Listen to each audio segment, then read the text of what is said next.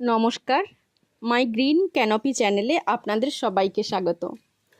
আজ Rio plant প্রতিস্থাপনের কিছু খুঁটিনাটি তথ্য আপনাদের সাথে শেয়ার করব।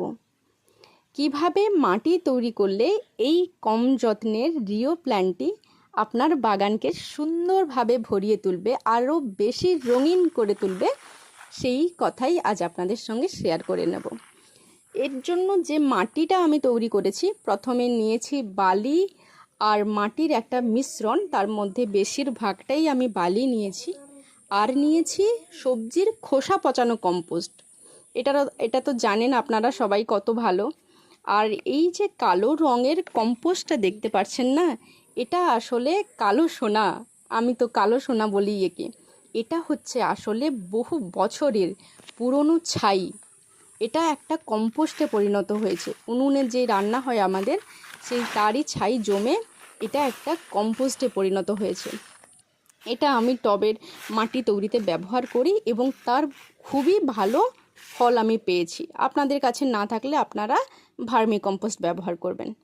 এই যে টবটা আপনারা দেখছেন এত ভরা, আসলে কিন্তু এখানে দুটো প্ল্যান্ট আমি লাগিয়েছিলাম, দুটো কাটিং, আর সেখান থেকে অনেক বেবি প্ল্যান্ট হয়ে এরকম টবটা ভরে গেছে। এর থেকে আমি কি করেছি, দুটো কাটিং নিয়ে নিয়েছি। বেশি নেব না, কারণ কি বলুন তো, এটা তাহলে আরও বেশি এটা তখন বেশি খালি হয়ে যাবে। এটা মাটির পাত্রেই আমি লাগাবো, মাটির টবেই লাগাবো।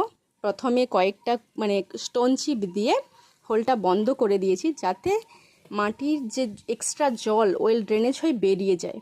মাটিটা ভালোভাবে ভরে আমি কাটিংটা বসিয়ে দেব। আর কাটিং বসানোর সময় খেয়াল রাখবেন, ওই নিচের দিকে দুটো তিনটে পাতা আপনারা ফেলে দেবেন, তাতে খুব সহজে শেকড়টা যাতে বেরোয়।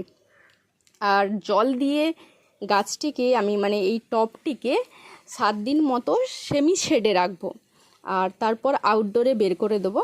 আউটডোরেই গাছটা বেশি ভালো হয়, ইনডোরে তত কালারফুল হয় না। আউটডোরে যত সূর্যের তাপ পাবে, তার অতিরিক্ত সূর্যের তাপ সেটা নয়, সূর্যের তাপ পাবে, সূর্যের আলো পাবে, আর বৃষ্টির জলও পাবে, তবেই না আপনার গাছটা এত সুন্দর হবে।